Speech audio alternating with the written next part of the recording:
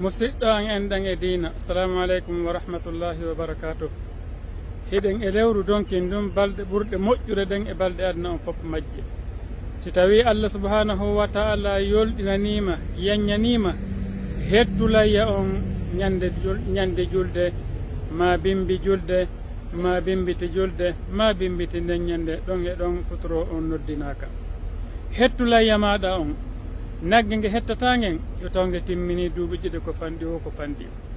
Dammi ɗin tawɗe heeɓi lebbi jeegoɗi e timmini hitande, taw ko dammol hisukol kol laƴata, kol horaki, kol nawna. Subaɗon ɗo waɗana Allah subhanahu wa ta'ala andita baraji mum ɗin. Allah inni ko deftere makko teddude, lan yanala allaha luhumuha wala dima'uha walakin yanaluhu taqwa minkum. Wo Allah subhanahu wa ta'ala wi'i kanko wo wona ƴiiƴanɗam ma tewu on o faala, ko honɗum hirsanda ko fi Allah ɗum ɗon o faala. Nelaɗo maki alayhi salatu wassalam wondema ƴiiƴanɗan ɗan sintay ka Allah taho siɗan sinta ka leydi. Wakkilo waɗa layye ma si aɗano yanñinanma, wata wuddan hoore maɗa andita ko waɗɗa kon ko hoore ma waɗanɗa.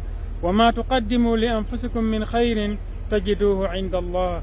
Kala ko waɗanɗa Allah e moƴƴere kon a taway ɗon ñande janngo subhanahu wa ta'ala ka Allah no walanima.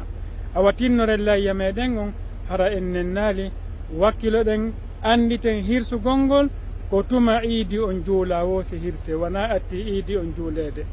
Juulu iidi on ha gayna hirsa layya maɗa on. Yo Allah newnan en, o jaɓana en, o walla en. Andintinen noon hara a yejjitaali horugol ñande jeenayi donkin on e asewe janngo.